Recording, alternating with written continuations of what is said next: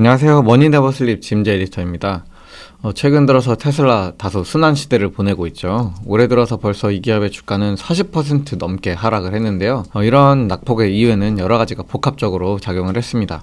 유럽 시장에서의 부진, 또 트럼프가 지속적으로 관세를 가지고 거시경제를 흔들고 있는 것, 또 일론 머스크의 정치적 행보까지 여러 가지 이유가 겹치고 겹쳐서 지금의 결과를 만들어내고 있는데요. 또 이런 일론 머스크의 정치적 행보와 관련해서도 투자자들의 85%가 이것을 부정적 혹은 매우 부정적이라고 평가했다라는 그런 조사 결과가 있었을 만큼 여러모로 최근 이 CEO 리스크도 많이 커지고 있다라는 생각이 들기도 합니다. 이런 가운데 테슬라를 바라보는 월스트리트 애널리스트들의 시각도 다소 부정적으로 변화하고 있습니다.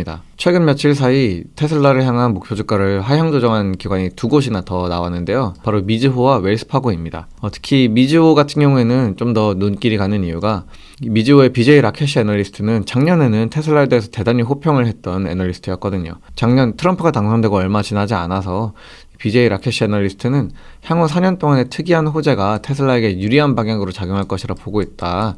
즉 트럼프 행정부 출범 이후 이런 규제 전망, 자율주행과 관련한 부분들, 여러 가지 행정부의 협력 등을 감안했을 때 테슬라가 경쟁사들보다 더 나은 위치에 있다라고 이야기를 하면서 기존 $230였던 목표 주가를 $515로 크게 상향 조정을 한 바가 있었거든요. 이때 당시에 워낙에 큰 폭의 목표 주가 상향 조정이 있었다 보니 테슬라 약세론자가 강세론자로 돌아섰다라고 하면서 좀 시장의 주목을 더욱 받았던 것도 있었죠. 그런데 이로부터 딱 3개월 지난 3월 17일에는 물론 투자 등급 자체는 시장 수익률 상회로 그대로 유지를 했지만 목표 주가를 $515에서 $430로 큰 폭으로 하향 조정을 했습니다. 물론 이 $430 역시 17일 종가와 비교해보면 여전히 한 80% 정도의 상승 여력이 있다라고 본 셈이라서 긍정적인 전망 자체를 유지하고 있는 것은 맞는데요. 그럼에도 이와 같은 큰 폭의 목표 주가 하향은 눈여겨볼 만하다고 생각이 들죠. BJ 라켓씨는 목표 주가 하향에 대해서 테슬라 판매 감소를 그 이유로 들었어요. 최근 들어서 좀 악화되고 있는 지정학적인 환경, 미국, 유럽에서의 브랜드 이미지 손상,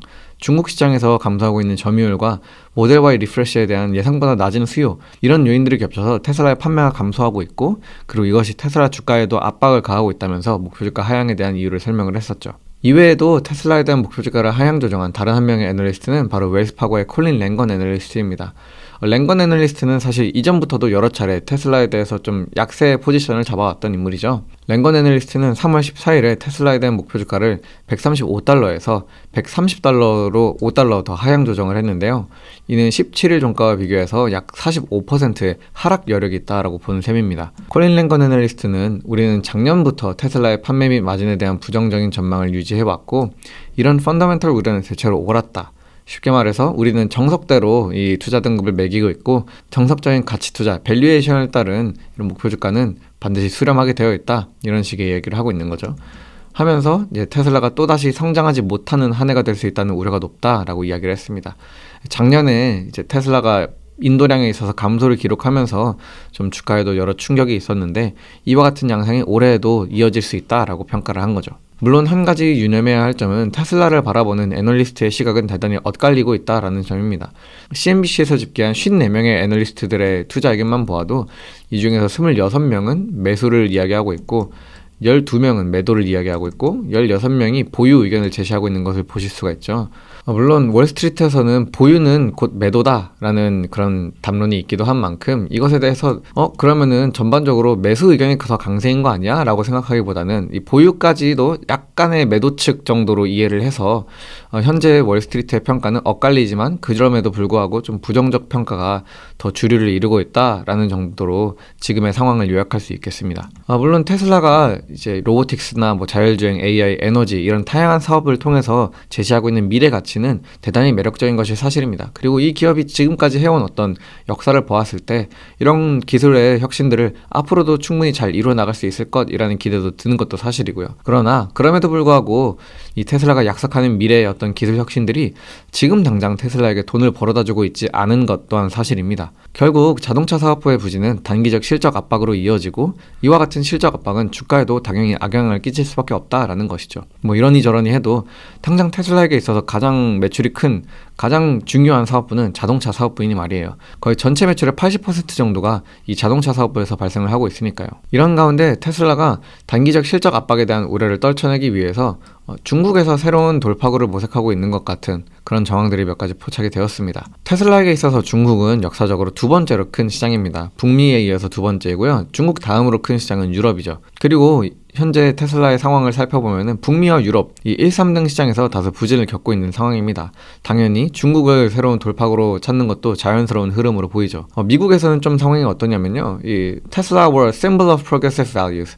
테슬라는 한때 진보적 가치의 상징이었는데 이제 진보주의자들이 ditching the cars, 이 테슬라를 버리고 있다. 이런 이야기를 하고 있습니다. 최근에 아마존에서 살펴보시게 되면은 이런 차량용 스티커들이 대단히 인기를 끌고 있습니다. I bought this before Elon went crazy. 일론이 미쳐 돌아가기 전에 내가 이 차를 샀다. 아니면은 이 일론에다가 벤 표시를 달아놓은 이런 차량용 스티커들을 테슬라 차주들이 사서 내가 테슬라를 사서 타고는 있는데 지금 와서 돌이켜보니까 이거 좀 내가 후회한다 라는 식의 이런 차량용 스티커를 붙여놓은 테슬라들이 미국에서 꽤나 많이 발견이 되고 있고요. 유럽에서는 뭐 상황이 숫자로 당장 증명이 되고 있는 것처럼 대단히 부진한 그런 성과를 나타내고 있는 모습입니다. 계속해서 유럽 내에 있는 극우 정당과 교류를 활발히 하는 그런 일론 머스크의 모습을 보고 판매량이 급감하고 있는 것이죠. 특히 독일 같은 경우에는 정말 2월 판매량이 말도 안 되는 수준으로 줄어든 걸 보실 수가 있습니다. 유럽 지역 전체로 보았을 때 1월에 이어서 2월 달에도 월간 판매량이 거의 반토막 난 것을 확인할 수 있었죠. 그러다 보니 테슬라는 중국 시장에 더욱 집중하는 모습입니다. 현재 시간으로 3월 14일 로이터는 테슬라가 새로운 모델 Y의 출시를 준비하고 있다라는 보도를 제시를 했습니다. 이 내용은 중국 현지 매체인 36KR에서 처음 보도가 되었는데요. 이 프로젝트 코드명은 E41이라고 합니다. 중국 상하이 기가팩토리에서 올해 하반기부터 생산을 시작해서 2026년에 양산을 하게 될 것으로 예상이 되고 있다라고 합니다. 여기서 그럼 생산한다는 이 저가형 모델 Y가 도대체 뭐냐? 기존 모델 Y보다 크기가 더 작고 생산 비용은 작년에 출시된 이 리프레시 모델 Y보다 한 20%는 최소 더 낮은 그러한 새로운 트림을 출시할 것이다 라는 것인데요.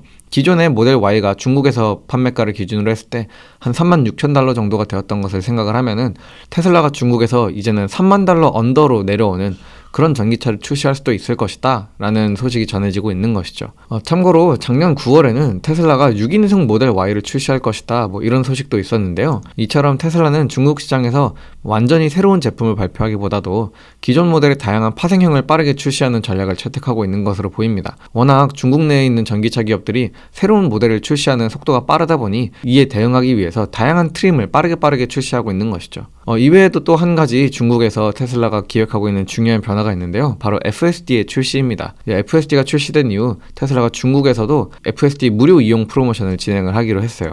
3월 17일부터 4월 16일까지 한 달 동안 제공이 될 예정인데요. 중국 내 테슬라 차량 중에 호환 가능한 자율주행 하드웨어와 최신 내비게이션 맵을 갖춘 사용자의 대상으로 이와 같은 프로모션이 진행된다고 합니다. 다만 중국에서 출시한 FSD와 관련해서는 몇 가지 좀 현지화 이슈가 존재하는데요.